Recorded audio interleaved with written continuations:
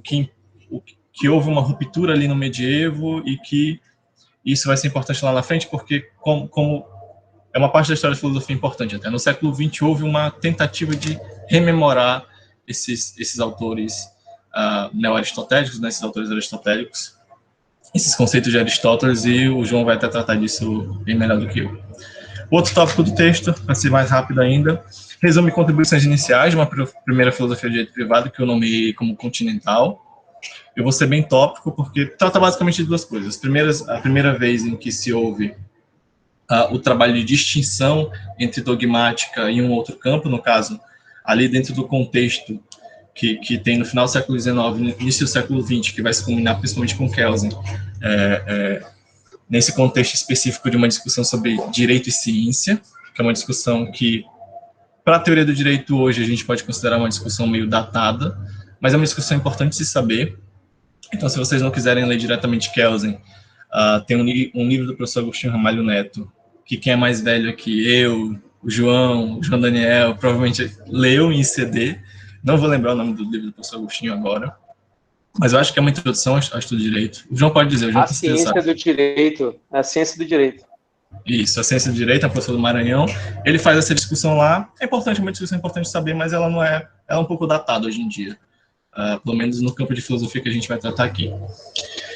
E o outro autor que ele disse que fez uma contribuição interessante, não nomeei ele, está no texto, eu preferi resumir aqui, é uma outra discussão, principalmente do início do século XX, que foi a tentativa de romper com esse direito liberal e com o individualismo que vem com ele. E aí vem uma discussão entre, digamos assim, entre indivíduo e sociedade, por assim dizer, entre o individual e o social, vamos chamar assim. Mas por que sumariamente, eu só cito esses autores e acho que eles não são tão importantes assim? É porque a nossa discussão vai ser, sobretudo, em filosofia analítica. É uma coisa que eu vou falar mais à frente também, mas a nossa discussão não vai, apesar dos autores serem de língua espanhola, e a gente constantemente vai ver menções a essa outra tradição continental, a base da maioria desses autores, os autores que a gente vai tratar de fato, eles são quase todos de linha analítica. Eu vou explicar depois mais à frente o que é isso. Aí depois ele lista as contribuições de debates contemporâneos sobre o tema, que são exatamente esse debate da filosofia analítica, dessa filosofia, sobretudo anglo-saxã, que ele faz uma historinha, né? Começa com Bentham, vai para a análise econômica do direito, aí depois as reações à análise econômica do direito, os primeiros nomes que surgem, né? O Coleman, o Irenberg, depois uma reação meio que as duas coisas, com Freud e com Gorley, e depois como o debate se encaminha para uma dicotomia que o João Vitor vai apresentar, que é a dicotomia entre formalistas e funcionalistas.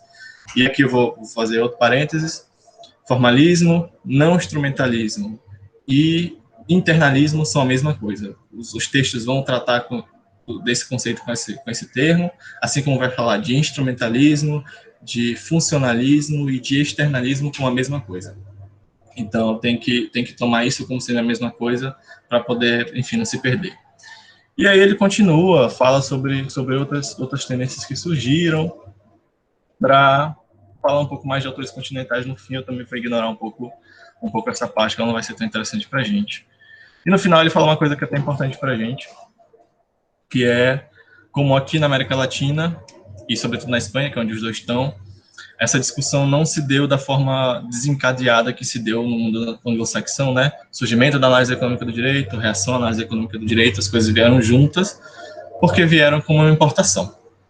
Eles importaram, fizeram uma aplicação muito interessante, muito boa, é por isso que são esses autores que a gente vai ver aqui, o Freydes, o Papagiannis, o Fabra, são todos autores que fizeram um bom trabalho de aplicação dessa filosofia de direito privado na América Latina e no mundo não anglo-saxão, mas as discussões vieram todas juntas porque elas vieram de uma importação.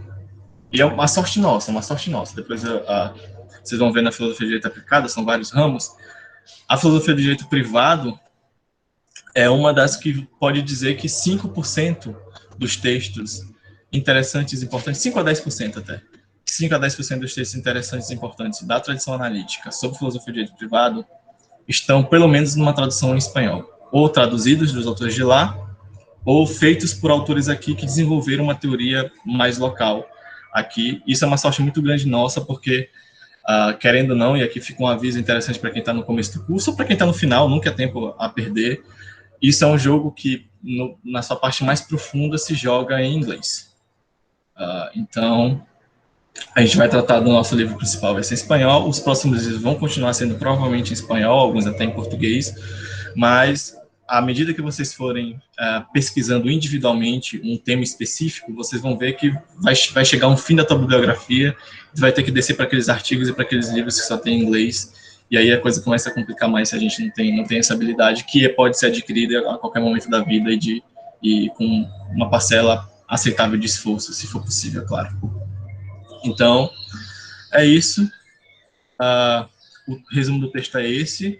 Vou aproveitar o resumo do texto para fazer uma pequena distinção rápida entre a filosofia continental e a filosofia analítica, mas eu não vou fazer a distinção na filosofia da linguagem, que é a distinção que deveria ser feita, tratar de enunciados analíticos e enunciados sintéticos, enfim, toda a discussão que é como se distingue de verdade e no final das contas, vai até afetar um pouco como é que se descreve, o João pode, depois da apresentação a gente pode até discutir isso, mas é isso. Distinguir a analítica e continental com base em como as escolas se comportam. As escolas da filosofia analítica, ou a escola da filosofia analítica, ela entende, antes do tópico de filosofia dogmática. Relaxa, eu não coloquei no slide porque eu senti a necessidade de colocar depois que eu terminei. A analítica, ela se distingue entendendo, primeiramente, que a fusão da filosofia é esclarecimento conceitual, e ela é vinculada a como essa análise conceitual é vinculada à linguagem e ao modo que ela é dita no mundo, o modo que ela é usada na prática concreta. O mainstream hoje, né? No começo da filosofia analítica tinha uma outra referência de linguagem, mas a de hoje é essa. E ela busca fazer isso no vocabulário universal e acredita numa ideia de comunidade de pesquisa. Então, é muito interessante pesquisar academicamente com ela, e as melhores universidades do mundo são inglesas ou americanas, também por isso, porque eles se intercomunicam de uma forma que dificilmente outras tradições filosóficas se intercomunicam, porque eles tentam trabalhar com os mesmos conceitos, por conta dessa visão de linguagem que eles têm. A filosofia continental se divide em várias escolas, você pode colocar um monte de coisa nela: psicanálise, marxismo, estruturalismo, pós-estruturalismo, fenomenologia, hermenêutica. Todo mundo ali é continental, está fora da ilha, né? Não é nem anglo-saxão, nem canadense, nem americano. São alemães, franceses, italianos, ibéricos, são a filosofia continental. Ela se divide em várias escolas que não debatem entre si, só internamente. Tem um vocabulário geralmente específico daquela tradição, tem problemas e livros específicos daquela escola, e é com isso que eles dialogam, e isso dificulta um pouco essa transição. Claro que existe, claro que muita gente faz, mas dificulta um pouco. Pode passar o próximo tópico, João. Fechei aqui, senão já demorei muito. Tá, vou tentar ser rápido nessa aqui. Isso está no texto, é bom que está no texto, a filosofia dogmática. A filosofia dogmática, elas se assemelham, como está aí, no objeto, né? Nosso objeto, por exemplo, é direito privado, então elas vão tratar do mesmo objeto, mas elas têm uma diferença na abordagem ou na ênfase. Como é que é essa diferença? A diferença se dá em como são feitas, como lá o conceito lá de cima que eu falei que era interessante, como são feitas perguntas ou respostas que utilizam uma abordagem dogmática ou uma abordagem filosófica. Então, no nosso caso, a gente vai ver o tempo todo contribuições da filosofia política, da filosofia do direito, da filosofia da linguagem, da filosofia moral, que são campos que não estão vinculados à dogmática e à prática jurídica, mas contribuem de alguma forma e são utilizados instrumentalmente para analisar esse objeto, e aí que está a forma que a filosofia trabalha, que é distinta da forma que trabalha a dogmática. E o que seria dogmático? Eu botei dois sentidos de dogmática aqui. Um sentido estrito, que é o nosso senso comum. Conjunto de escritos que servem para a formação dos profissionais do direito e para a aplicação de argumentação e raciocínio jurídico na prática, desde o advogado até o juiz. Dogmática é isso. É o manual do Rosenwald, é o manual do Schreiber, e vou ficar aqui para citar só os que eu indico ler. Não vou citar os outros, que é para ninguém ler, porque não, os outros manuais de direito civil não valem muito a pena. Mas são esses.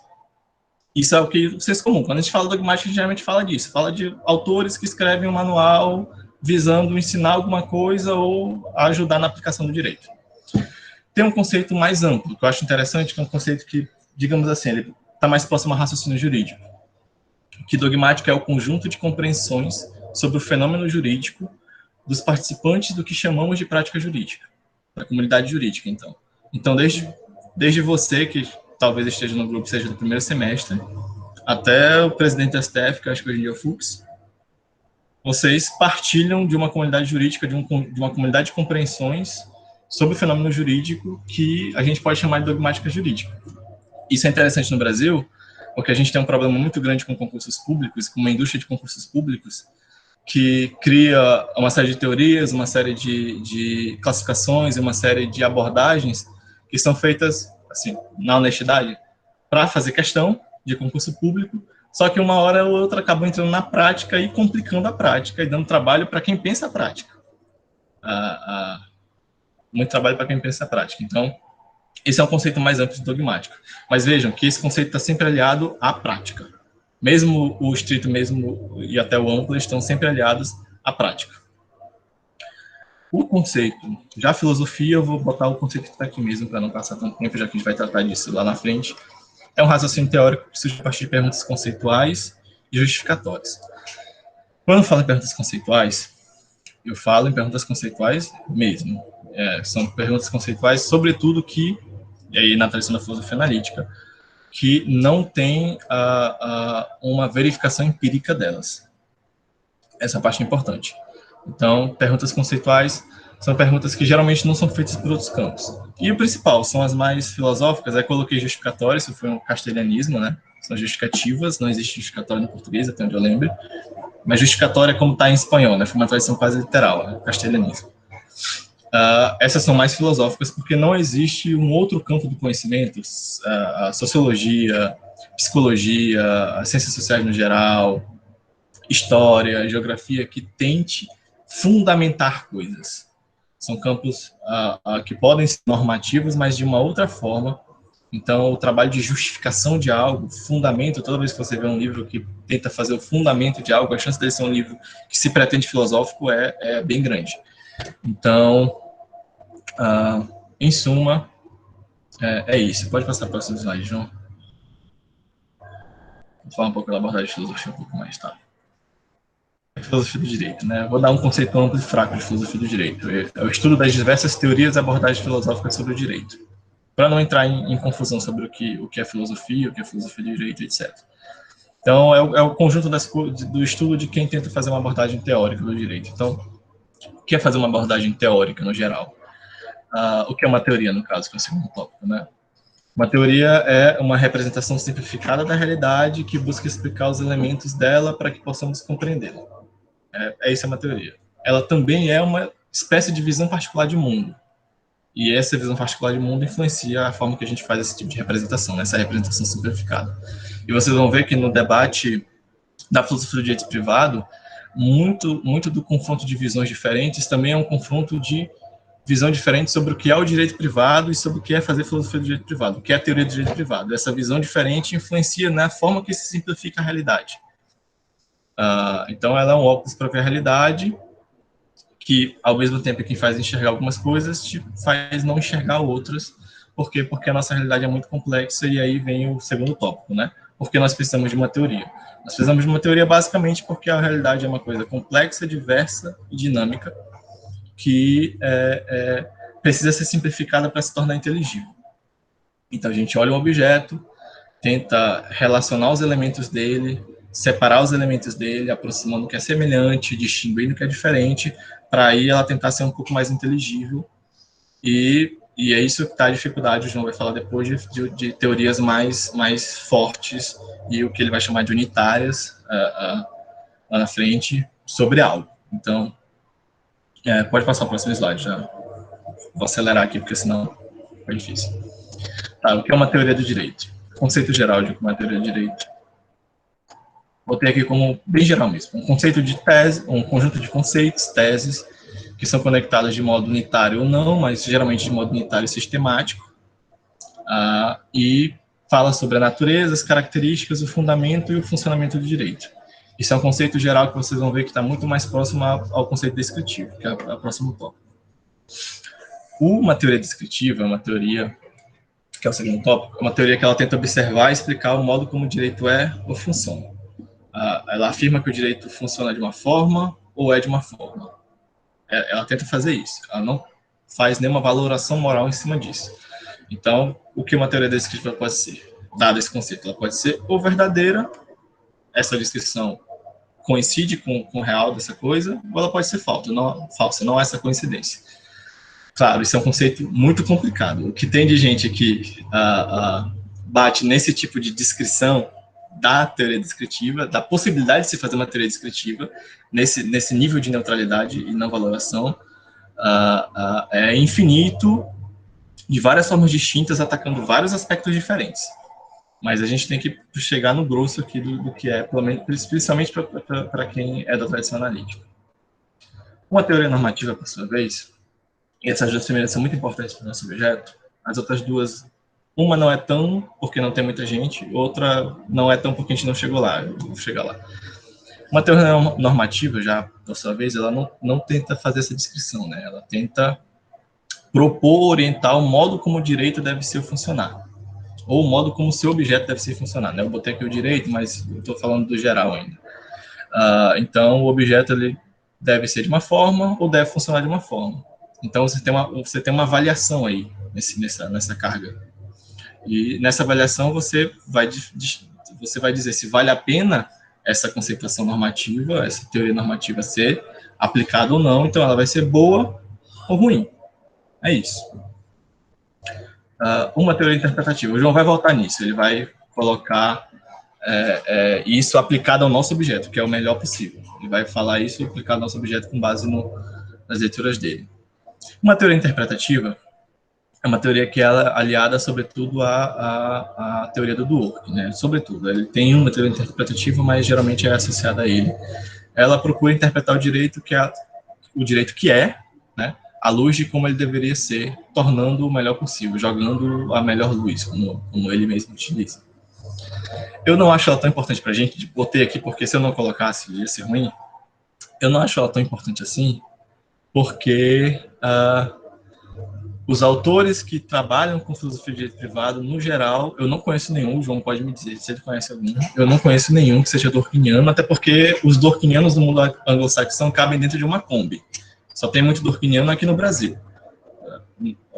No mundo anglo-saxão, que é onde vem mais desenvolvida essa teoria de direito privado, eles cabem basicamente numa van, e não conheço nenhum deles que trate de direito privado, porque eles têm muita tendência a tratar de teoria de decisão, de filosofia de direito constitucional, é mais a vibe deles, por conta da própria forma que o Dworkin trabalhou a tese dele. Né? E, por fim, teoria crítica, que é uma coisa que a gente não vai abordar ainda agora, mas é uma coisa que eu e o João pensamos para o futuro, pelo menos começar com o distributismo aí, um pouquinho mais social, do querem paz, para depois pensar uma coisa um pouco mais crítica, mas por enquanto não, por enquanto a gente vai fazer um debate que é tipicamente liberal. Mas a teoria crítica, em suma, ela procura identificar os aspectos que o direito oculta, legitima ou reproduz de formas de injustiça e opressão. E ele reproduz, ele justifica, ele oculta com uma capa de normalidade. É isso basicamente que a teoria crítica tenta fazer, no geral, né, para tentar botar todo mundo que faz crítica no mesmo saco. Aí tem mais uma distinção que eu coloquei aí, que o João vai abordar um pouco, ele vai dar um exemplo de uma, que é até melhor, que é o que eu chamei de teorias top-down e teorias bottom-up. Geralmente não se trabalha nisso, é uma abordagem que eu peguei mais ou menos do Shapiro, mas eu acho que é interessante a imagem que faz o conceito, que aí ajuda bastante. A teoria top-down, são as teorias top-down, né, são as teorias abrangentes, né? Ela sai de cima para baixo. Elas buscam desenvolver uma teoria geral do direito privado, por exemplo, no nosso objeto, que seja aplicável aos diversos campos e problemas. O João e os autores chamam também de teoria unitária. Vocês vão ver que a teoria do Eyrenberg, e o João vai dar esse exemplo, é uma teoria unitária, é uma teoria top-down. Ela faz uma teoria geral do direito privado, a partir de princípios bem fortes até, né? No caso do Eyrenberg, são deontológicos, ele é kantiano, aristotélico, mas é sobretudo kantiano, e desce para construir a teoria a partir desses princípios e depois emana para os campos. Já teorias bottom-up, teorias que vão de baixo para cima, elas partem dos problemas de um certo campo, contratos, propriedade, por exemplo, e os elementos de caracterização deles e fundamentação desse campo e dessa teoria geralmente não podem ser emprestados para os outros campos. Você não faz uma teoria bottom-up de contratos e consegue aplicar ela diretamente para a propriedade. Você, no máximo, partilha alguns pressupostos e tudo mais, mas os elementos dela são diferentes porque ela sai de baixo, sai das caracterizações, e como eu já disse naquela hora, nossa realidade é muito complexa e não é fácil fazer isso quando você sai dela, tenta sair dela e não tenta impor a ela uma teoria. E o que é importante do aspecto, tanto das teorias top-down, quanto das teorias bottom-up, quanto das teorias normativas e das teorias descritivas, o que é importante nelas? É que saber quando uma é uma coisa e quando a outra é outra coisa é muito importante para a gente analisar essas teorias, porque quando elas são descritivas ou normativas, quando elas são top-down, quando elas são bottom-up, essas teorias estão nos mostrando quais são as pretensões dela, o que ela promete fazer. E com base nessas pretensões e nessas promessas, é muito mais fácil avaliar a validade, a qualidade delas, seja interna, seja externamente. Então, são aspectos importantes de se avaliar. Eu não coloquei no slide, mas tem uma outra coisa que eu não vou falar dela, né? Eu só vou mencionar que existe, né? Também existe diferença entre você fazer uma teoria universal, que geralmente é o que as teorias descritivas tentam fazer, as teorias positivistas tentam fazer, uma teoria que se aplique a todos os ordenamentos, a todo o direito privado, muito difícil fazer quando é não aplicado, mas talvez alguém tente um pouco, que se aplique a todo o direito penal, em todos os ordenamentos possíveis, pelo menos se pretende fazer isso, com uma teoria universal, e uma teoria local, que fala, não, minha teoria serve para o direito, no caso o Dworkin tem uma teoria local, o Dworkin diz abertamente que a teoria dele serve para o direito americano e acabou. É para isso que o interpretativismo serviria. Então, claro, pode ser adaptado, mas enfim, em tese é uma teoria local. Não está no slide, mas é bom fazer essa distinção, que também é uma distinção que fala de pretensões, e pretensões é importante para avaliar. Pode passar o slide, João, por favor.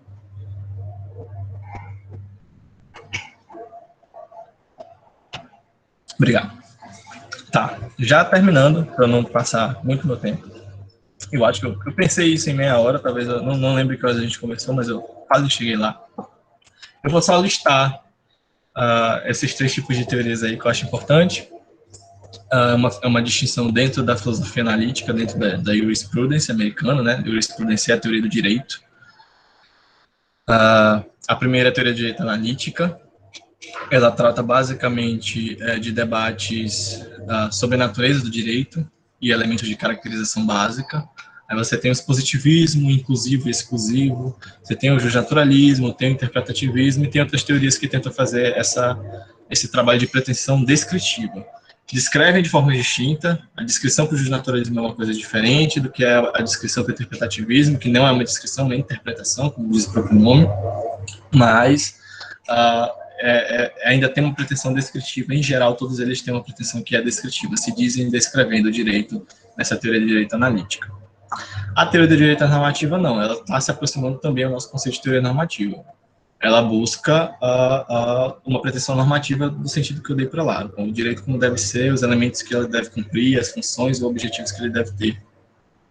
E aí eu listei aqui alguns campos do conhecimento que fazem esse tipo de teoria. A teoria da justiça é uma das mais importantes para a gente. O João Daniel tratou disso no doutorado dele, ele aplicou, ele fez uma filosofia do direito privado a partir de uma teoria da justiça. E ela é muito importante para a gente por conta disso também. E trata basicamente dos elementos básicos do que faz as nossas instituições serem ou não justas, se for resumir assim. Trabalha muito com distribuição de recursos e tudo mais. Teoria da democracia, que tem temas muito ligados à divisão de poderes, representação política e coisas do tipo. Teoria da igualdade, que aí você pode colocar o feminismo, o antirracismo, todas as teorias de discriminação no geral, contra capacitismo, contra especismo, são teorias da igualdade. E teorias da liberdade, que também tem uma certa discussão para a gente. que são as teorias que falam sobre liberdade de expressão, sobre limites do direito, limites do que o direito pode regular. Isso é bem importante para o direito privado, né? Geralmente são privatistas que têm a índole de limitar mais o direito. Paternalismo, por exemplo, autonomia e paternalismo também é um conceito trabalhado bastante pelas teorias da liberdade. E a teoria do direito aplicada, que para mim, claro, aqui é uma visão minha, o João pode até discordar, não sei qual a posição sobre isso, para mim ela é uma aplicação local, para se dizer, numa área específica, de pretensões dessas duas áreas de cima, tanto da analítica quanto da normativa. E aí você tem uma filosofia do direito constitucional, uma filosofia do direito penal, uma filosofia do direito processual, o direito constitucional geralmente trabalhando com jurisdição constitucional, né, o termo que eles mais gostam, mas federalismo também. O direito penal geralmente fala de tipos, fundamentos da pena, seletivismo penal. O direito processual trabalha muito com precedentes, alternativas de resolução de conflito, meios alternativos de resolução de conflito. E o nosso objeto, que é direito privado, que tem três grandes eixos, são exatamente o texto o segundo texto fala de quatro, né? Mas trata muito pouco do quarto, porque ele é muito pouco tratado também mesmo. Para mim, eu não vejo eu não lembro de muitos textos de cabeça que tratam disso como uma coisa autônoma e não tratando disso dentro de outra teoria, que é enriquecimento ilícito, né? Esse enriquecimento injusto e sem causa. Mas são três grandes eixos: contratos, propriedade, responsabilidade civil ou responsabilidade extracontratual. São exatamente os três tópicos das três próximas reuniões que o João, o Daniel e o João Daniel vão tratar nas próximas reuniões. E o objetivo dessas teorias de direito aplicado é tratar filosoficamente temas de prática, temas de dogmática. E é isso.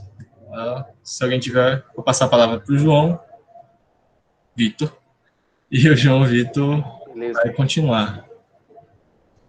Beleza. Valeu, Nicolas. Obrigado, meu amigo. Deixa eu dar o próximo passo aqui. Eu vou dar continuidade, pessoal, mas, assim, nós somos um grupo de pesquisa, né? Nós não somos uma aula. Então, se vocês quiserem falar, eu acho que, claro que a gente tem que manter uma ordem, mas não deixem de ter a oportunidade de fazer intervenções e perguntas, tá? Gente, eu vou dar continuidade para falar especificamente sobre filosofia aplicada ao direito privado na linha do que o Nicolas estava falando, tá? Johnny, é isso aí. Vamos lá, vou tentar trazer alguma coisa do que a gente vem pesquisando. Gente, assim, filosofia do direito privado, né? Eu comecei o tópico inicial colocando o que é o direito privado and why should we care. Esse why should we care não é uma brincadeira, porque é uma alusão a um título de um texto famoso do Scott Shapiro, que é o What is Law and Why Should We Care. E é mais ou menos a linha do que a gente tem que colocar aqui. Por que isso importa? Por que é importante falar de filosofia aplicada ao direito privado, na verdade? Vou começar com essa pergunta, porque eu acho que ela tem total ligação com o que o Nicolas falou anteriormente. E eu vou fazer, primeiro, um testemunho pessoal. Por que eu me importei? Por que eu me interessei a começar a pesquisar filosofia e direito privado? Primeiro, por motivos pessoais, eu comecei pesquisando na minha graduação com direito. Eu tinha um grupo de pesquisa em filosofia e outro grupo de pesquisa em direito civil. Então, é meio que interesses pessoais. Mas eu senti, num certo momento, que eu estava iniciando o meu mestrado, uma ampla incompletude da nossa doutrina e da nossa dogmática no debate de uma série de temas e na solução de uma série de problemas do nosso direito brasileiro. E essa incompletude, gente, ela é real, tá? Ela é da ordem do dia. E ela foi falada no texto, em um certo sentido, por que filosofia é chamada para ser debatida, porque muitas vezes ela é debatida sem o nome de filosofia, mas ela tem um certo impacto quando a gente entra num contexto em que a nossa dogmática atual parece se recusar a debater mais profundamente as implicações sociológicas, políticas, filosóficas dos nossos institutos. Então, hoje em dia, os autores que fizeram livros para sistematizar conhecimento se tornaram os doutrinadores e as pessoas que fazem e formulam opiniões relevantes. Enquanto que aquele doutrinador famoso do passado, aqueles grandes estudiosos do direito do passado, como era um Ponte de Miranda, como era um Orlando Gomes, não estão mais na moda. Esse tipo de autor não está mais na moda no direito civil.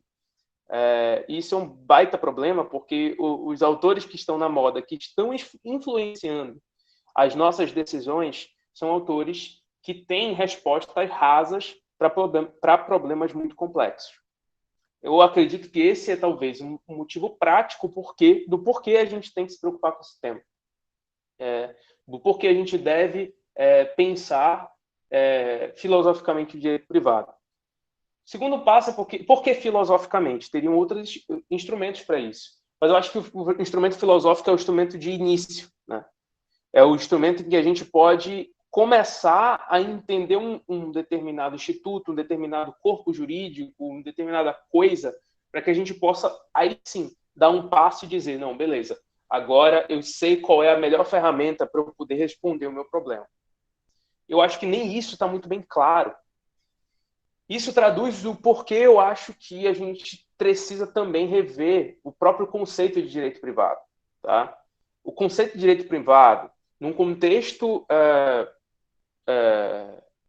brasileiro constitucionalizado, ele meio que foi perdido. Isso é falado nas disciplinas de teoria, nas disciplinas de introdução ao direito civil e tudo mais. Talvez todos aqui já tenham tido esse contato com essa tese, de que houve, a partir do processo de constitucionalização do direito, a partir da Constituição de 88, especificamente no Brasil, uma quebra dos liames entre o que é o direito público e o direito privado. E essa quebra leva a um tratamento do direito privado como se público fosse, certo? Isso tem uma certa relevância. Essa tese ela não está integralmente errada, eu acho até que ela tem algo de correto nela, só que ela leva a um caminho como que muitos doutrinadores, muitos autores já chegaram a defender, de quase que extinção do direito privado. E a gente acaba esquecendo de qual é o raciocínio por trás do direito privado. Para que serve o direito privado e quais instrumentos que são manejados dentro do direito privado, né? E o que é o direito privado? O direito privado é o direito que regula relações entre entes privados, entre pessoas que não estão se relacionando com o Estado, no máximo de forma imediata, quando o Estado vem e regula aquela relação e garante que haja segurança no desenvolvimento dos negócios, ou que seja garantida a integridade das pessoas quando elas estão se relacionando naquele momento, que é o que faz a responsabilidade civil. Isso é uma questão, esse raciocínio, pelas próprias razões históricas do direito anglo-saxão, em certo sentido, mantido e conservado no direito anglo-saxão. Porque lá a gente não tem um direito civil codificado como a gente é acostumado aqui, e por isso faz muito menos sentido a gente falar de uma morte absoluta do direito civil rumo a uma independentização de todas as disciplinas e uma autonomização das disciplinas do direito civil. Lá elas já são, em certo sentido, autônomas, e esse sentido de unidade é dada pela lógica e pelo próprio conceito de direito privado. Então, a filosofia do direito privado começa aí, da gente começar a questionar para que serve o direito privado ou o direito civil e para que servem cada um dos institutos que a gente vai trabalhar para exatamente a gente começar quem sabe, resolver problemas reais, problemas práticos. A forma como isso é feito se relaciona com as formas como eu posso fazer uma teoria. E aí liga também com o que o Nicolas estava fazendo, que é a diferença entre teorias descritivas e teorias normativas. A teoria descritiva é aquela que visa entender quais são todos os elementos necessários para a constituição de um objeto, enquanto que a teoria normativa ela determina e tenta explicar quais são os elementos que fazem aquele objeto a sua melhor forma, como ele é melhor em algum determinado sentido. Aí entra aquela distinção tradicional entre o que é o ser e o dever ser. Eu fiquei mudo, pessoal. Vocês estão me ouvindo? Sim. Estamos sim. Ela caiu ao mesmo tempo que ela falou isso. Acho que ela cai. Tá. Isso, Tranquilo, obrigado. Valeu, pessoal. Então, essa distinção entre ser e dever ser, ela vai ser uma distinção importante para a gente poder categorizar as teorias com as quais a gente vai trabalhar, tá? Nem todas elas são muito claras quanto ao seu objeto, ao seu objetivo, à sua metodologia. Muitas, inclusive, adotam metodologias híbridas e são bastante curiosas esses pontos. Mas, enfim, é uma distinção que nos cabe para a gente dar o start. Daqui a pouco eu acho que eu vou falar um pouquinho mais sobre elas. E a gente também tem que ter em mente que, quando a gente chega na filosofia do direito privado, geralmente esse debate ele é atribuído como um debate anglo-saxão. E o texto que hoje a gente foi utilizado serve para tentar provar ou tentar mostrar que esse debate ele não é eminentemente anglo-saxão. Tá? Então, o Esteban Fredes e o Diego Papayannis estão tentando mostrar para a gente que, embora a maioria dos autores que a gente leia diga que esse é um debate anglo-saxão, se vocês forem ler os autores americanos e ingleses, eles vão dizer que o debate é um debate anglo-saxão. Tá? Eles estão tentando mostrar que não é. Existe filosofia do direito privado de forma relativamente esparsa acontecendo. Teve uma filosofia do direito privado acontecendo antes, ou talvez concomitante com o início desse debate nos Estados Unidos e na Inglaterra. Tá? E hoje, o que é esse debate hoje? É um debate especialmente feito a partir de autores formulados em língua inglesa, tá? Então é um debate amplamente difundido no mundo anglo-saxão, mas que, através de autores como os que a gente está lendo aqui e como os que a gente vai ler ao longo do semestre, que basicamente a gente vai usar a gente vai ler o texto do Diego Papayannis inteiro, a gente vai ter uma certa coerência nesse sentido.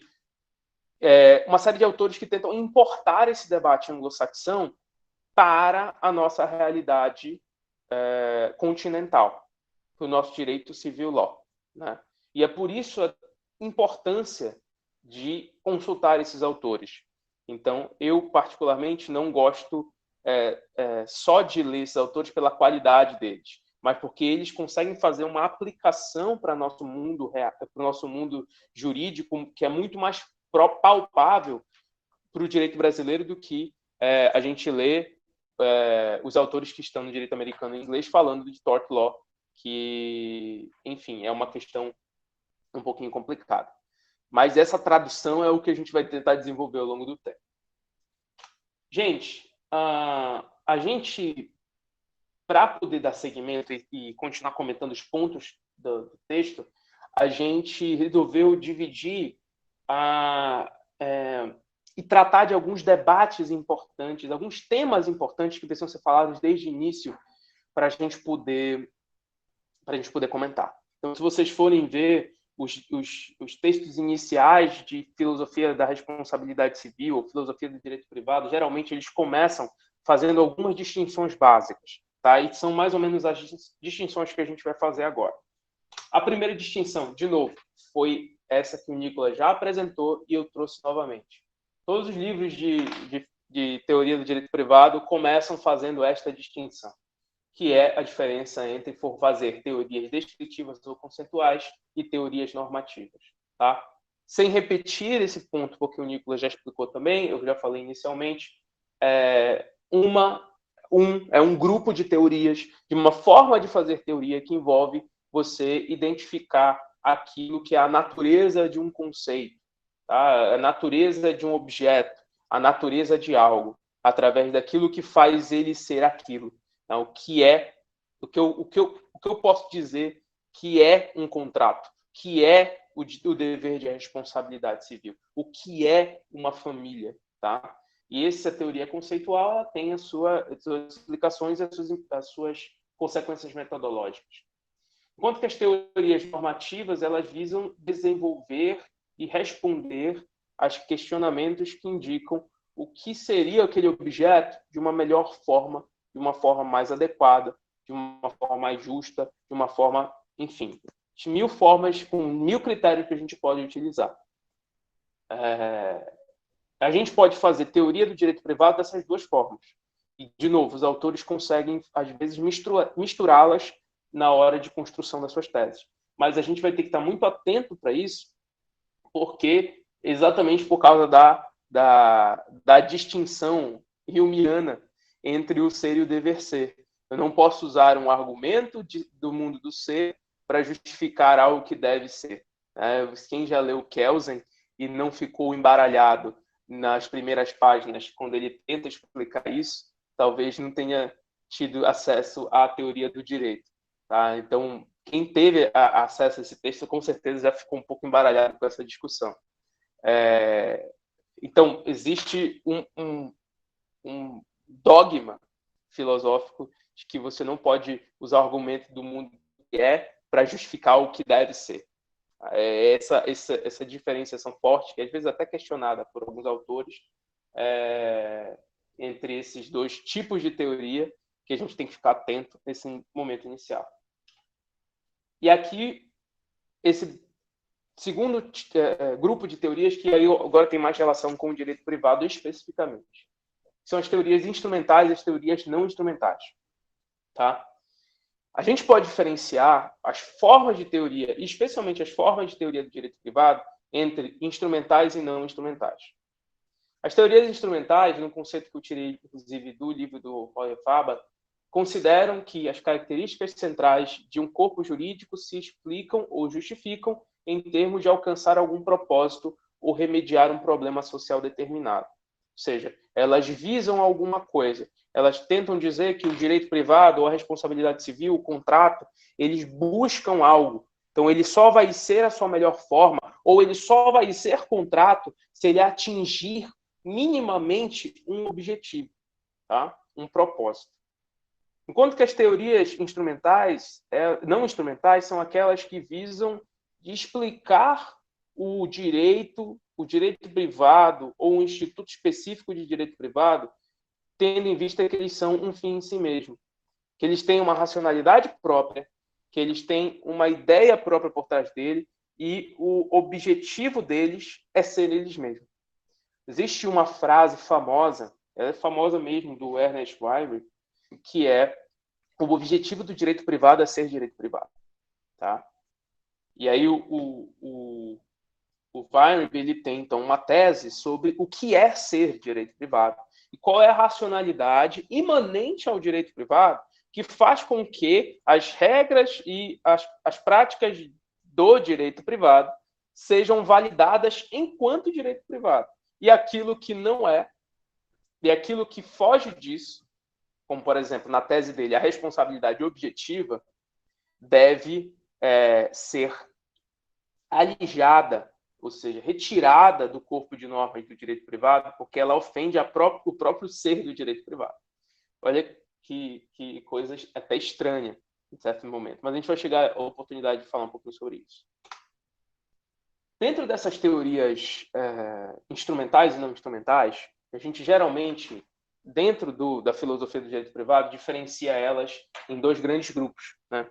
As teorias não instrumentais acabam se ligando ao que a gente chama de formalismo, a teoria do formalismo, que ela é encabeçada por esse autor que eu acabei de citar para vocês, que é o Ernest Weinberg, que defende que o direito privado ele é em si justiça corretiva.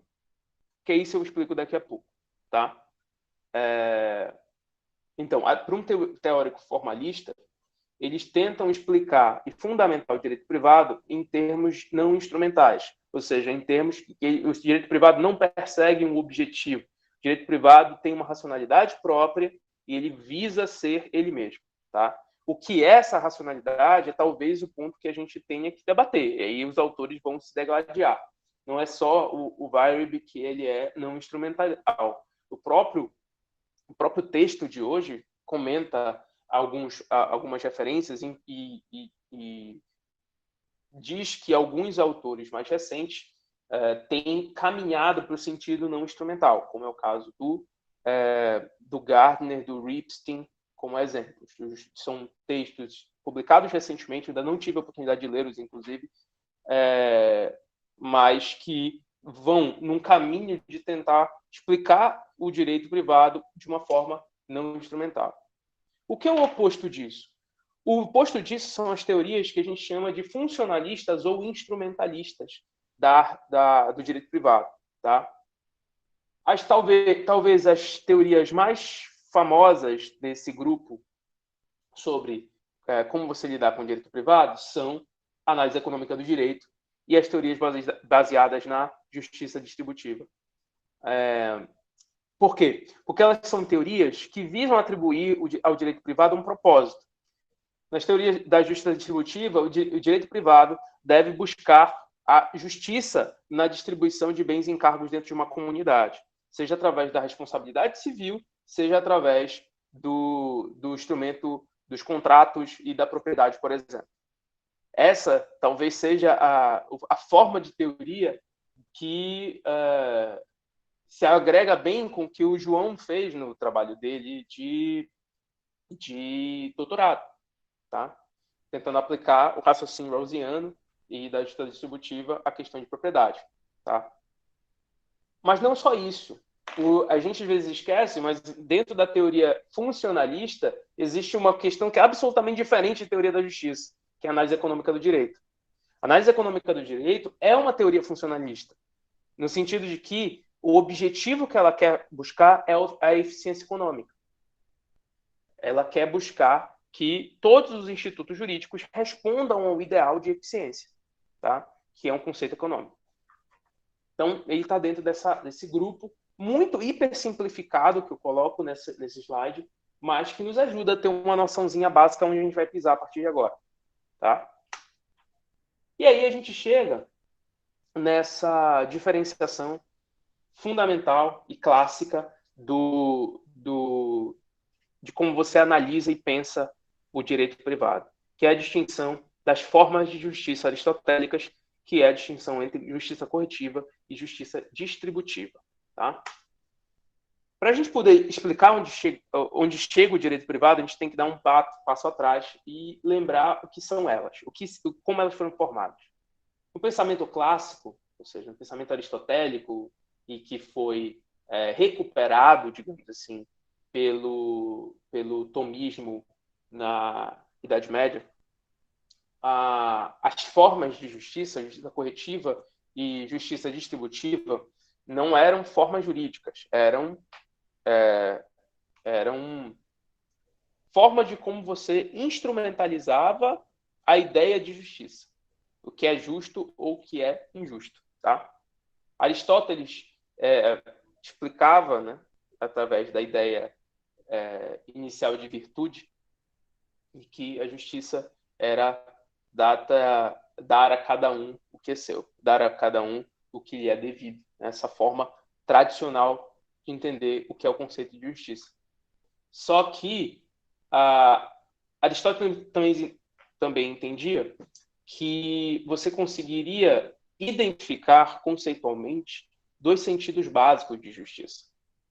O primeiro é o que ele chama de justiça geral, e o segundo é a justiça particular. A justiça geral seria aquilo que seria propriamente ligado com a ideia de virtude. O homem virtuoso é aquele que segue a lei, e aquele que, por ser aquele que segue a lei, ele é uma pessoa justa. Por outro lado, a justiça geral também, a justiça também poderia ter um sentido próprio, que é o chamado sentido particular de justiça. Ela é uma virtude entre o rol enorme, o rol de virtudes que o Aristóteles levantava para explicar a sua teoria ética, né? A sua teoria ética como um todo. E a ideia de justiça estaria vinculada, enquanto uma virtude particular, à ideia de igualdade. Tá? Então, justiça é dar a cada um que é o seu, no sentido de igualdade. Mas só que essa igualdade, no próximo slide, ela não ela pode ser medida de duas formas. Tá? Ela pode ser medida de duas formas.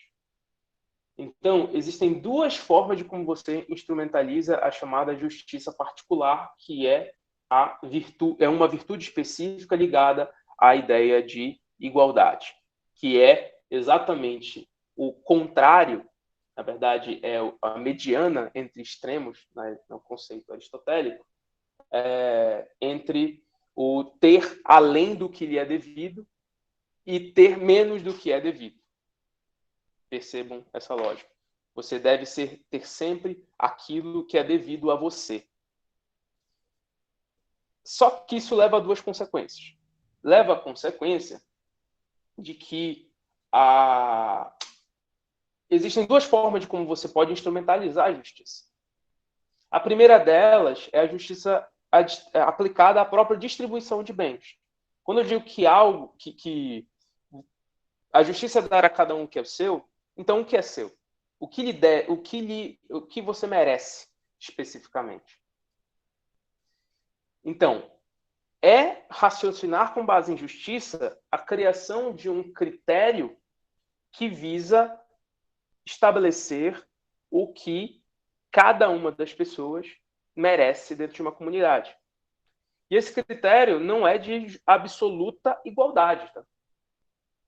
A justiça distributiva, que é a forma de justiça que visa discutir o que é dar a cada um o que é seu, ela é sensível à noção de desigualdade, porque ela abarca a noção de mérito. Quem merece mais vai receber mais. Quem merece menos vai receber menos. E aqui, de novo, os critérios de como você vai dar esse merecimento vão depender. O Aristóteles ele tinha critérios específicos, mas tinha a ver com a realidade dele. Não vale a pena. E esse tipo de critério não é trazido hoje em dia, quando a gente está falando de contextos em que a gente está em uma sociedade em que já é desigual, que ela já é composta por pessoas que têm muito menos do que outras, etc. Tá? Enfim, eu estou explicando apenas conceitos de uma forma muito rápida e rasa para também não ficar muito cansativo para vocês. Só que existe uma outra forma, além da justiça distributiva, de como você consegue instrumentar a ideia de justiça aristotélica, que é a justiça corretiva. Para Aristóteles, não basta apenas que você faça uma distribuição justa daquilo que são os bens e os encargos dentro de uma comunidade. Você tem que manter aquilo que é de cada pessoa incólume. Se uma pessoa já tem o que ele devia, ele não pode ser afetado em uma transação e perder aquilo que ele devia. Então, quando uma pessoa é roubada ou uma pessoa ela tem o seu bem destruído, não adianta você simplesmente criar um princípio de redistribuição dos bens de uma comunidade. Você tem que fazer com que as pessoas que perdeu alguma coisa também tenha o seu bem devidamente restituído. E essa é a noção de justiça corretiva. Ela busca, aí sim, uma igualdade absoluta entre as pessoas. Quem é que sofreu um mal e perdeu alguma coisa deve ter essa perda restituída, exatamente em razão daquilo que gerou o ganho de uma outra pessoa. O melhor exemplo para explicar a justiça corretiva nem é o dano, é o roubo. Tá? No roubo, você pega o celular e tira de uma pessoa. É uma aplicação ética da justiça corretiva que você determine um dever coligado à justiça corretiva de restituir esse objeto roubado, porque ele não foi atribuído a você, ladrão. Entendeu? É mais ou menos isso que é colocado. E a justiça corretiva, ela é aplicável em todas as transações entre sujeitos comuns, entre sujeitos particulares. Então, inclusive, na diferenciação que Aristóteles faz entre transações voluntárias e transações involuntárias. Tá? A justiça corretiva é aplicada nas transações voluntárias quando os valores dos bens no processo de uma transação se mantêm para que se conserve o que pertence a cada um. Isso aplica-se claramente à noção de contrato. Então, se um contrato ele pesa demais para um lado, pesa demais para uma das partes, ele não é um contrato que é comutativo. Ele é um contrato que não é justo, porque ele não deixa as pessoas viverem receberem aquilo que lhe é devido pelaquela transação individual que ele está fazendo. Mas além disso, se você involuntariamente está intervindo na seara de bens de uma pessoa, como você faz no dano, tá? Quando você comete um dano, essa intervenção involuntária também geraria o dever de restituição da perda que você gerou. É uma aplicação também clássica da noção de justiça corretiva. Eu corri muito, pessoal, para falar sobre isso aqui, até porque são conceitos que a gente vai falar com calma mais na frente. Mas percebam, nem vale tanto a gente falar sobre justiça corretiva, por exemplo, se a gente quer falar sobre isso, a gente pegasse o Aristóteles. Seria super bacana, super interessante, super formativo. Mas para falar de direito privado, talvez o nosso ponto nem seja Aristóteles, na verdade. Nosso ponto não é fazer uma tradução imediata aristotélica para a nossa realidade. E eu, para tentar explicar esse ponto, eu resolvi falar um pouquinho sobre o autor que eu tenho estudado um pouco mais nos últimos tempos, que é o Ernest Weinberg. Tá? Para vocês entenderem o que o Weinberg faz com o conceito de justiça corretiva para ele explicar o direito privado. Obviamente, o Weinberg tem um tipo de abordagem, que inclusive é uma abordagem que às vezes é totalmente contraintuitiva e com uma série de problemas. Mas ele nos dá um start que eu acho super interessante para mostrar como o aparato filosófico ele pode nos ajudar a entender o direito privado. Então, por isso que eu coloquei aqui um exemplo de uma teoria unificadora. Em que sentido eu falo teoria unificadora? Uma teoria que busque dar coerência para o direito privado como um todo. O Weinberg ele formula uma teoria muito forte e que visa explicar todas as searas do direito privado. Tá? Inclusive, às vezes ele é um pouco estranho, mas também coerente. O ponto fundamental aqui é que o Weinberg entende e defende que o direito privado não tem um fim externo a ele. Ele está condicionado, tá, a fazer o que ele deve fazer. Tá? O direito privado visa, então, fazer aquilo que é a racionalidade própria do direito privado. Qual é ela? É o que a gente já vai falar. Como é que ele chega nessa racionalidade própria? Encurtando o caminho, o Weinberg observa o direito privado como um corpo normativo específico que trabalha as relações privadas, as relações entre sujeitos que estão em um certo nível de igualdade. Tá? Então, o direito privado, como ele coloca, ele é um corpo de normas que trata sobre o que pessoas devem às outras pessoas. E não o que uma pessoa deve a um coletivo de pessoas ou ao Estado como um todo. É o que pessoas como eu e vocês devemos entre nós. Certo? E por causa disso, o direito privado não é um campo político. Na concepção do Weinberg, tá? E aí esse é um ponto que é muito controverso. Mas ele não é, portanto, um campo político. Ele é um campo em que a gente deve regular as relações entre pessoas que estão em um contexto de autonomia e liberdade e que devem manter esse contexto nas suas transações. Tá? E o que é a observação fundamental que o Weinberg vai fazer? É que quando se impõe uma perda a uma outra pessoa, só eu que causo essa perda é que devo retificar essa perda. Aplicando um pouquinho a responsabilidade civil, já vou tentar explicar o porquê que ele centra tanto na noção de responsabilidade civil. O Weinberg, ele tem, então, uma tese de que o direito privado ele é algo que se relaciona sobre o que as pessoas devem umas para as outras. Ou seja, como surgem deveres dentro dessa relação que é puramente privada. Então, você, obviamente, vai atentar-se para uma relação entre essas pessoas privadas, em que o Estado ele apenas serve como um ente mediador dessa relação, entre o que é o ofensor e a pessoa que é a ofendida. De novo, eu já vou explicar o porquê que eu estou usando tantos termos de responsabilidade aqui. Tá? E aí, pessoal, eu vou até pular para a parte final para explicar por que eu estou falando tanto de responsabilidade. Porque o Weinberg ele entende que, metodologicamente, inclusive, para poder você fazer uma descrição do objeto que ele está se propondo, que é o direito privado, ele deve eleger uma unidade básica de análise. Qual é essa unidade básica de análise? É a relação jurídica, é a relação entre duas pessoas privadas mediadas pelo direito.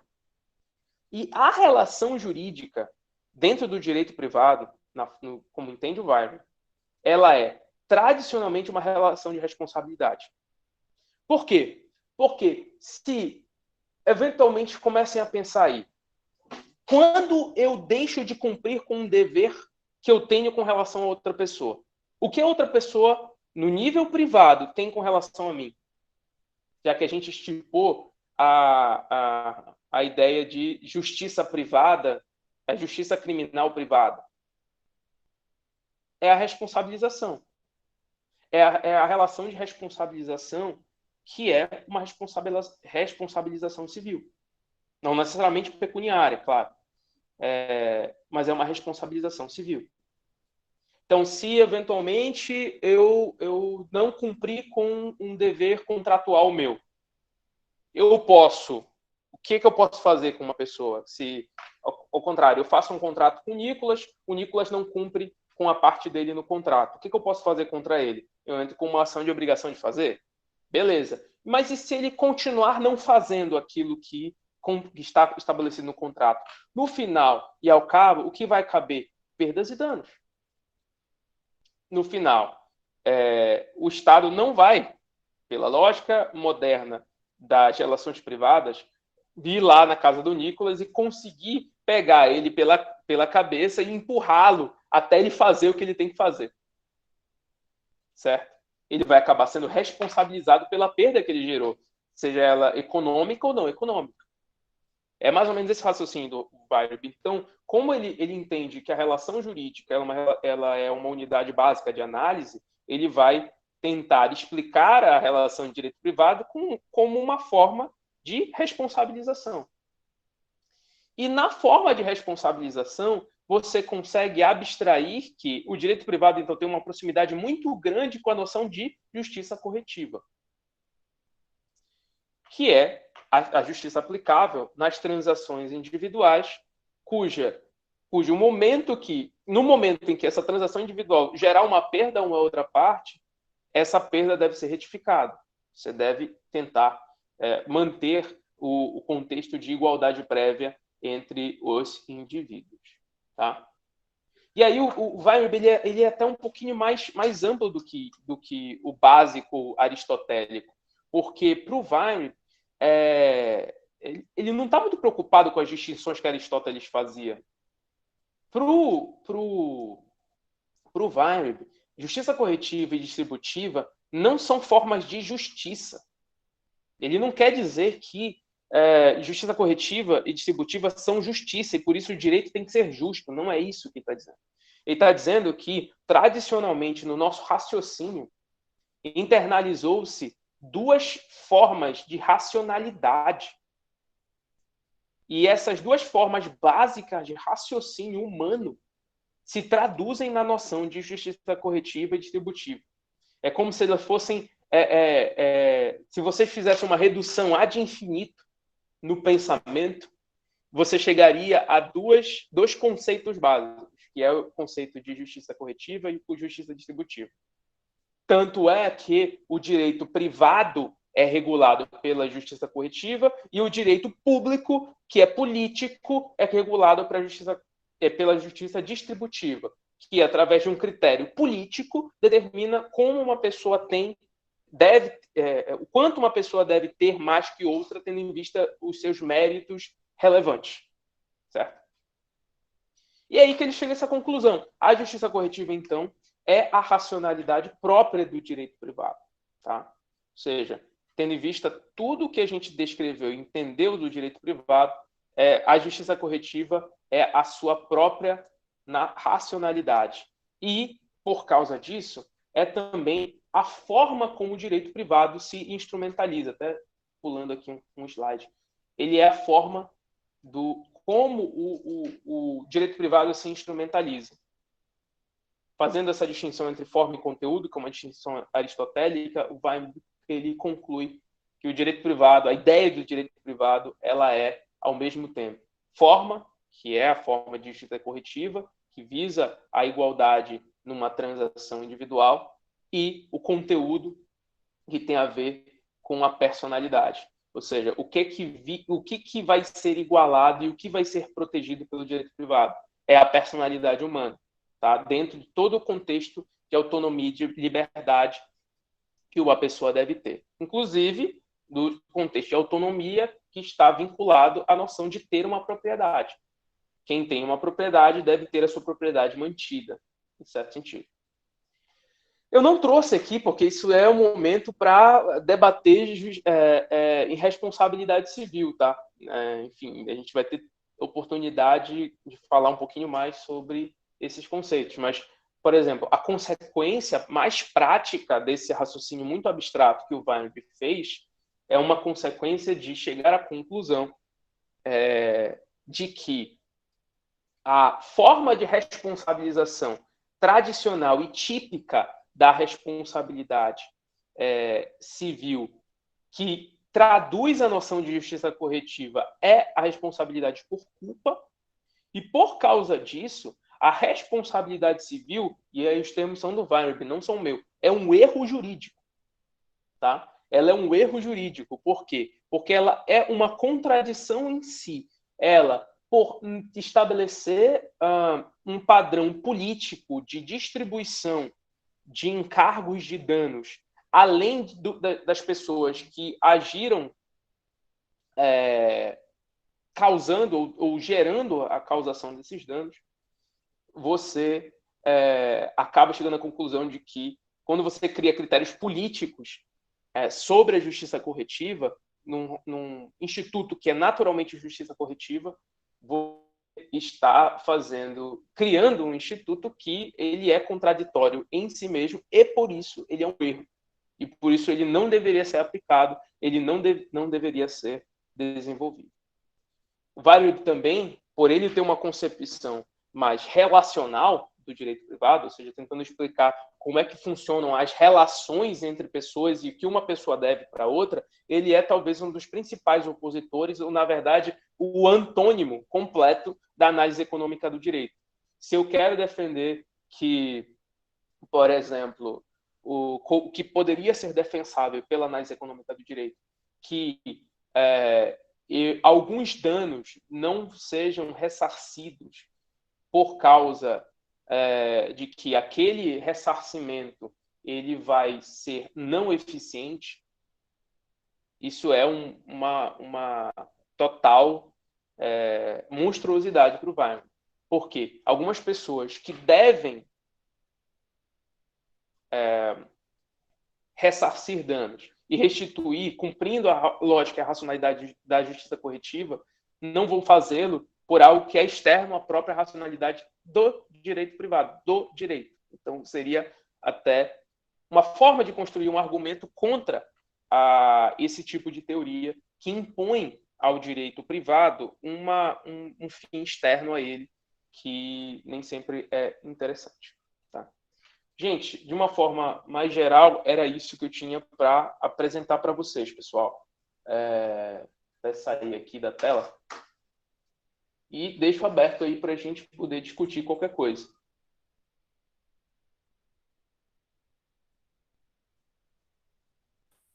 Legal, muito legal, cara. Vocês me ouvem? Sim, João. Só para ajudar aí no exemplo, né, tentando fazer o contraponto em conteúdos, quando a gente pensa em critérios políticos, né, o que o Weinreib está tentando dizer aqui é critérios que não sejam do direito privado. Né? Então, não vou avançar nisso, é só para vocês ficarem com isso na cabeça. Quando eu falo de função social da propriedade, eu estou estabelecendo algum tipo de critério que vai levar em consideração algo que não é rigorosamente ligado ao direito privado.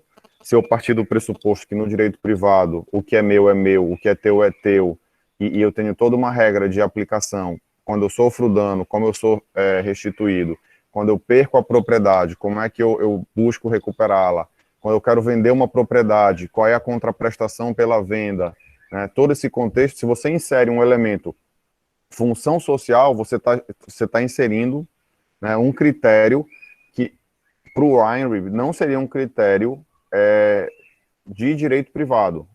É algo que vem, e aí a palavra político vem da forma como a sociedade se organiza, daquilo que ela valoriza, daquilo que ela quer distribuir, entendeu? E aí é muito interessante essa observação, porque isso dá justamente a dicotomia, né, das correntes que a gente vai analisar aqui. E não sei o João, não sei como é que o Daniel e os meninos que já estão há mais tempo estudando pensam, né? Eu até hoje não consegui me vincular a nenhuma corrente. Eu tenho meus autores preferidos, mas dentro dos próprios autores eu sofro para justificar determinadas posturas metodológicas. Era só para dar o exemplo aí.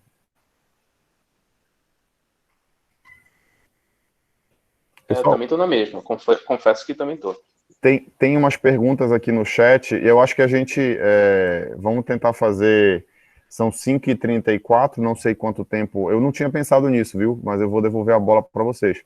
Quanto tempo vocês pensaram para a nossa conversa? Mas eu acho que a gente tem agora um momento aí né, principalmente para aqueles que estão tendo o primeiro contato, né, para tirar dúvida, né? Não se preocupem com as perguntas, todas as perguntas são relevantes, porque a gente está partindo do pressuposto de que ninguém tem uma leitura prévia, né? Alguns até têm, mas a gente está partindo do pressuposto de que ninguém teria uma leitura prévia, e é muita coisa teórica, então vocês podem tentar fazer uma reflexão para fazer aproximações, trazer a experiência de vocês para talvez traduzir aquilo que foi explicado pelo João Vitor e pelo Nicolas. Eu vou ler aqui a primeira pergunta que eu encontrei, mas se eu tiver pulado, a gente pode voltar. Eu acho que foi a Larissa. Pessoal, há relações privadas entre particulares e o Estado? Há um mesmo nível de igualdade entre os dois? Eu vou arriscar aqui uma situação, imaginar um contrato de aluguel em que o Estado é o inquilino. Então, em tese, seria um contrato de direito privado que não está no mesmo nível de igualdade, porque o Estado vai estabelecer uma regra, existe uma regra para isso, e vai ter uma aplicação talvez um pouquinho diferente, mas é um exemplo de direito privado que é híbrido aí na aplicação, né?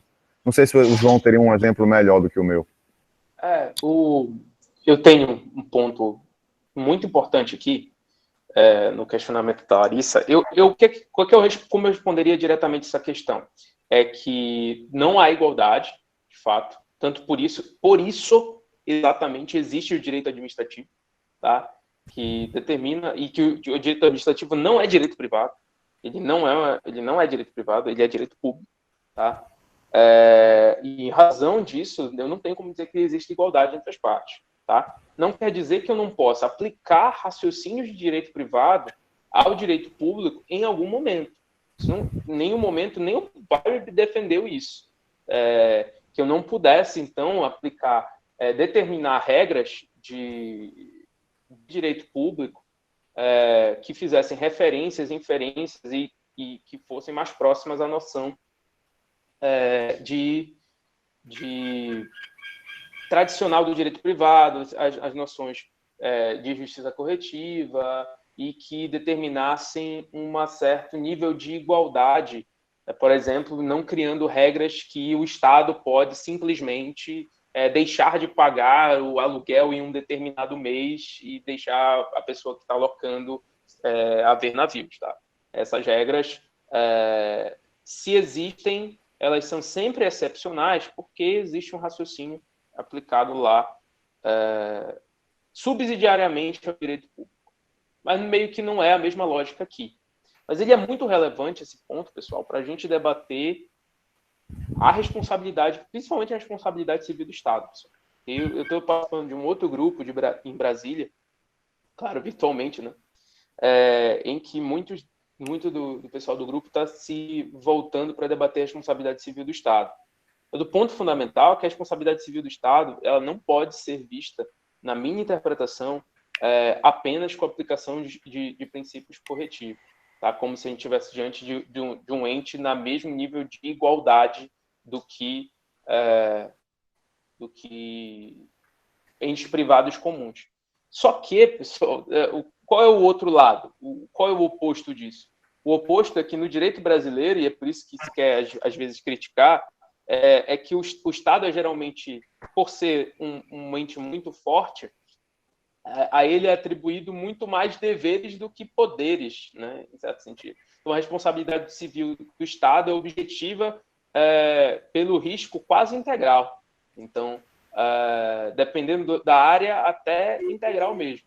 Então, isso gera um peso para uma coletividade que, em alguns momentos, é questionado. Mas meio que, bom, é diferente o ponto.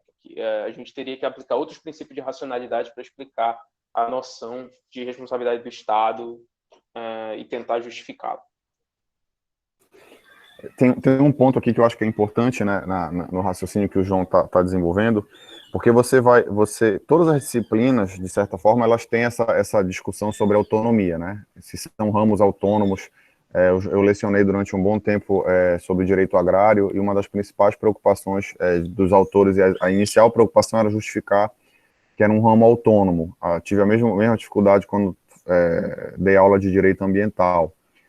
E aí a gente acaba encontrando aqui, eu acho mais difícil fazer pesquisa nesses campos, mas a gente acaba encontrando aqui questões que te colocam um pé em cada lado, né? Então, eu volto naquele mesmo exemplo do contrato. Os contratos de locação de imóveis, em que o poder público ele entra no imóvel, eles seguem a lógica do direito administrativo, mas você aplica o Código Civil em boa parte. E aí você tem uma aplicação híbrida, né? Então, assim, eu posso dizer que é direito privado? Concordo com o João? Não. E, ao mesmo tempo, eu aplico o direito privado no sentido da normatividade. Então, é mais difícil fazer pesquisa nessa linha, digamos assim, né? Talvez para uma primeira aproximação seja melhor a gente se concentrar naquilo que é a relação entre particulares, né? Entre duas partes individualmente consideradas, para tentar verificar, se a gente estiver falando, por exemplo, uma reflexão que eu acabei fazendo na hora da exposição, se eu consigo trabalhar critérios de justiça distributiva em relações entre privados, se é possível, né? Ou seja, ou se eu acredito na tese do Weyrich, ou se eu consigo ver, até no próprio direito brasileiro, situações em que daria para justificar que o direito brasileiro não é só justiça corretiva, no aspecto das relações privadas. Né? É uma reflexão, tá? E não tenho resposta para isso. Tenho exemplos, talvez. Tem uma pergunta, não foi feita, na verdade. O Gabriel Lima colocou no chat, até antes da Larissa, né? Foi num determinado momento da exposição do João Vitor, ele ia fazer um questionamento, não sei se ele quer falar. Gabriel Lima. Oi, professor. Tá aí ainda? Tá me ouvindo? Estou te ouvindo. Sim. Tá ok. Deixa eu fazer meu questionamento, que eu vou até pegar o fichamento que eu fiz aqui para estruturar bem. Assim, perfeita apresentação aí do Nicolas e do João. A gente que tem uma leitura de teoria do direito vê que esses caras são muito bons mesmo. Tem uma leitura excepcional de uma filosofia de direito geral, digamos assim.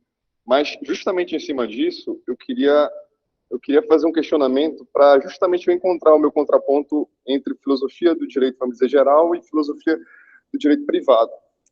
Então, a minha questão é a seguinte: eu estruturei mais ou menos aqui na minha cabeça o seguinte: filosofia do direito, de um modo geral, que é um conceito mais ou menos que o Nicolas já trouxe. Ela vai refletir, basicamente,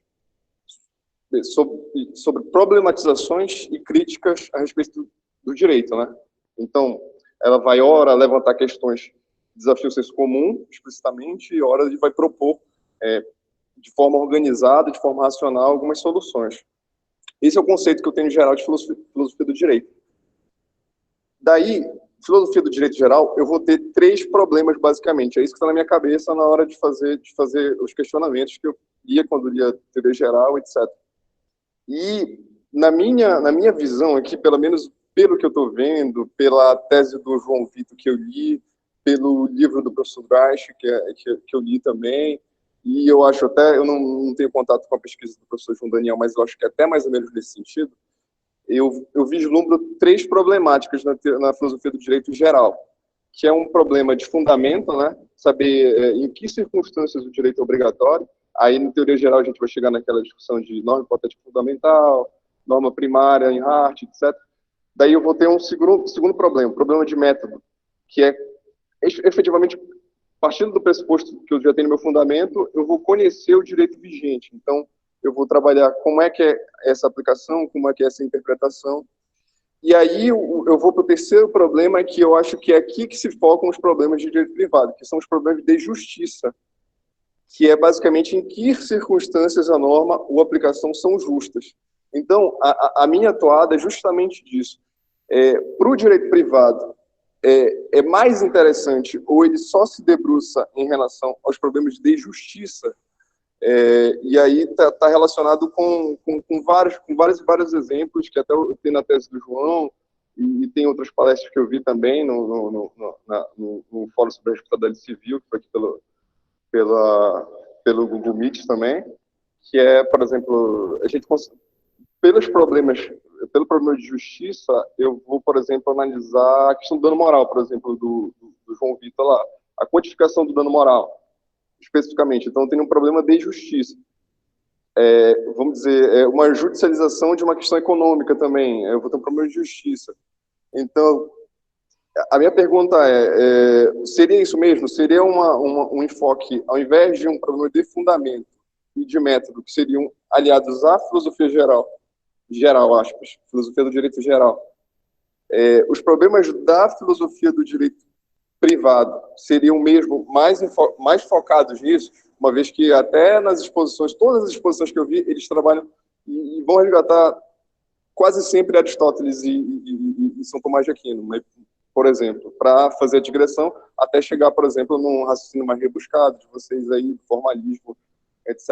Então, não sei se me fiz entender bem, mas é esse o questionamento.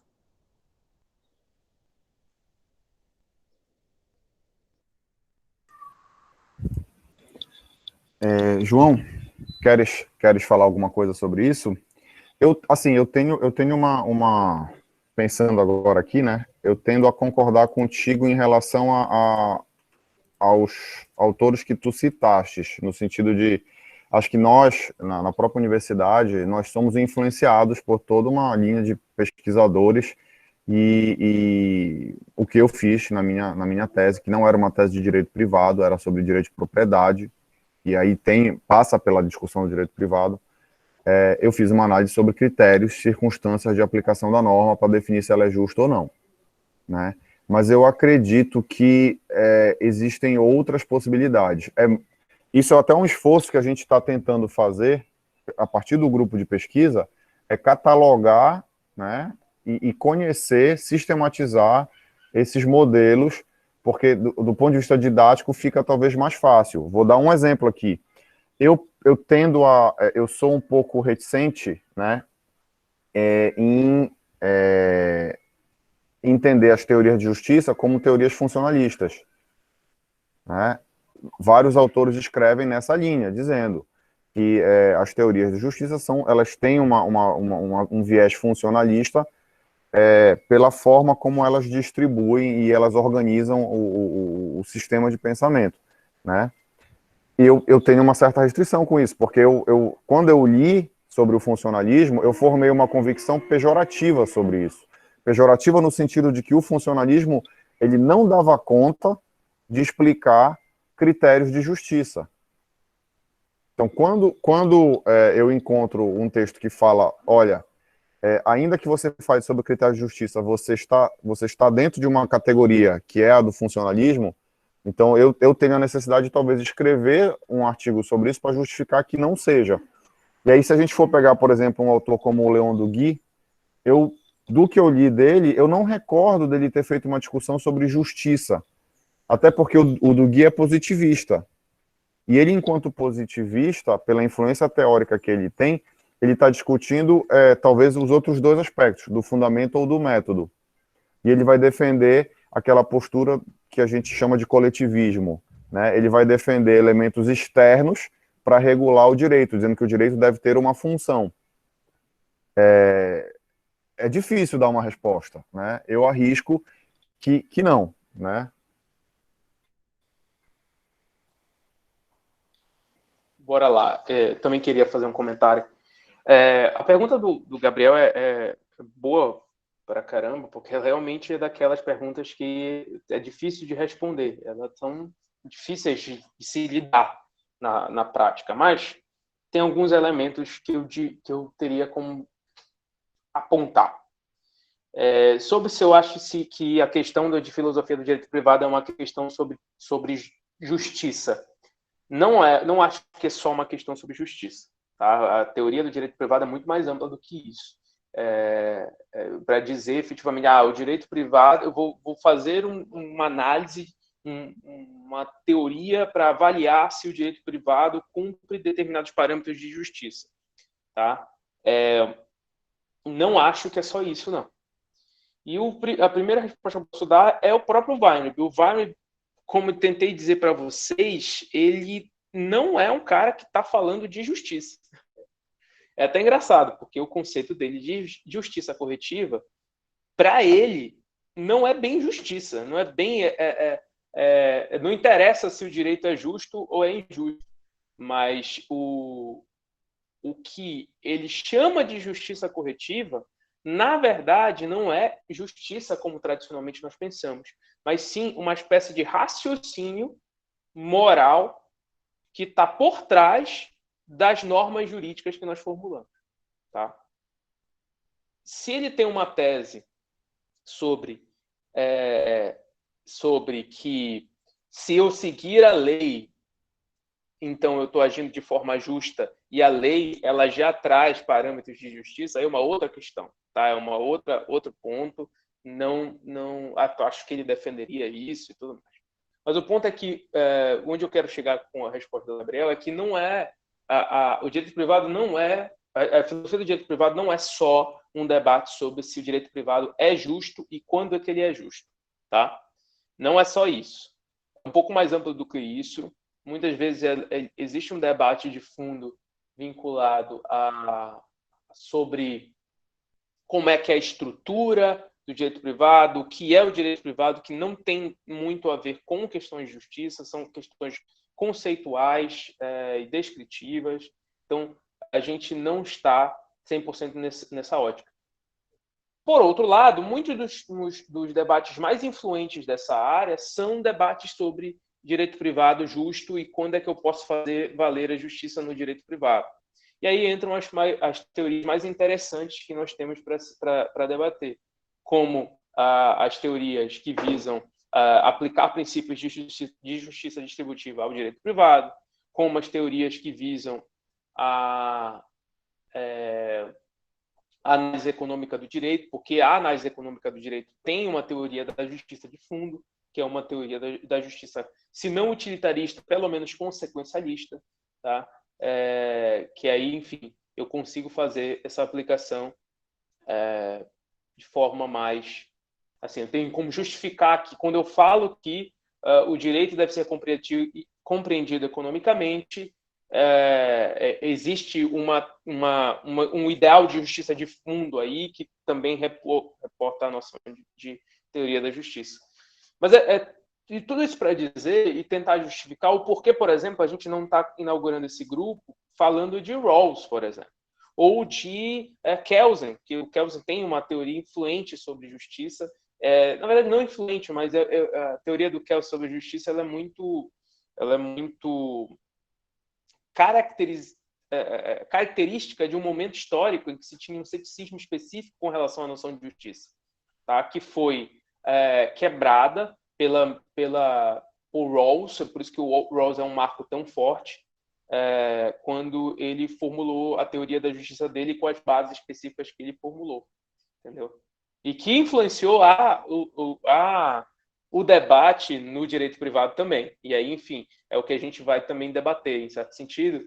Quando Rawls publicou Uma Teoria da Justiça, um ano depois já tinha textos como o do Fletcher, George Fletcher, que tentavam aplicar as noções de Rawls à explicação da justiça no direito privado, entendeu? No caso, mais especificamente, da responsabilidade civil. Enfim, é só uma noção inicial para a gente começar a debater. E aí destacar um outro ponto aqui, sem falar que mais difícil ainda é uma correlação que eu poderia propor para vocês, é o seguinte: qual é a relação, ou onde eu posso enquadrar a teoria do direito dentro da filosofia do direito, ou ao lado, né? Eu posso estabelecer uma relação de gênero e grau. Teoria do direito está dentro de filosofia do direito? Filosofia do direito é uma coisa, a teoria do direito é outra coisa, né? Tem toda essa discussão. E aí, quando a gente pega isso e traz para a metodologia proposta pelo João Vitor e pelo Nicolas, né, a gente vai ter um segundo problema aqui, né, de conceituação, né, principalmente quando a gente trabalha com as duas principais categorias, as teorias descritivas e as teorias normativas, né. Então, pegando a provocação do Gabriel, vou retomar aqui porque eu anotei. Eu posso estabelecer dentro da divisão proposta entre teorias descritivas e teorias normativas, que elas, as três, discutem fundamento, método e justiça, ou não? Né? Então, eu faço logo uma aproximação aqui. Positivismo, eu enxergo dentro de teorias descritivas. Teorias da justiça, a priori, eu enxergo dentro de teorias normativas. Né? Sendo que as teorias de justiça, e isso foi uma discussão que a gente teve na pós, há um tempo atrás, bem recente, na verdade, elas não necessariamente são teorias do direito, porque elas são teorias de filosofia política. Então, é difícil categorizar, é difícil fazer o enquadramento, né? Mas é um esforço que eu acho que é válido, né? Não sei se vocês conhecem o professor André Coelho, o André é um dos professores que eu conheço que mais, de forma correta, né, de forma bem adequada, trabalha essa ideia de categorias, né, justificando o porquê classificar determinado autor, né, classificações que eu não encontro nem nos livros de filosofia do direito e de teoria do direito. Professor, inclusive essa sistematização desse meu raciocínio foi numa reunião do grupo também, lá atrás, em 2013, a gente conversando com o André, e aí, tipo, ficou mais ou menos essa noção assim, na minha cabeça. Aí por isso que eu levantei o questionamento, mas é justamente em cima disso que você está falando aí. É uma categorização mais ou menos da cabeça do André, vamos dizer assim. A gente pode até, vamos provocar ele, a gente manda um WhatsApp para ele perguntando o que ele acha dessa provocação. Eu estou arriscando aqui uma resposta que não, né? Acredito que não seja só justiça, aquilo que a gente está discutindo. Mas é uma boa provocação, e está dentro das nossas preocupações metodológicas aqui. É importante a gente ter isso em mente, né? Gente, são 6 da tarde. Como nós estamos aí? Como essa é a nossa primeira reunião, a gente não tem ainda uma jurisprudência consolidada do tipo, vamos levar sempre até 6, ou algo parecido. Alguém quer aproveitar que a gente ainda está com um tempinho aí para fazer alguma provocação, tirar uma dúvida? É sempre bom ouvir vocês. Pode ser por escrito também, se vocês estiverem com vergonha.